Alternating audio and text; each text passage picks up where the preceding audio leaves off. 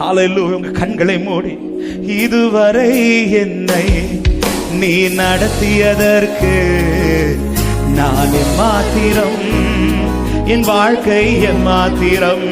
சொல்லுங்க, இதுவரை என்னை நீ சுமந்ததற்கு நான் எம்மாத்திரம், என் குடும்பம் எம்மாத்திரம்.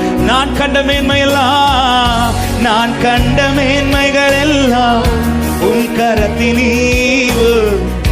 நான் பார்க்கும் உயர்வுகள் எல்லாம் நீரீந்தும் தயவு.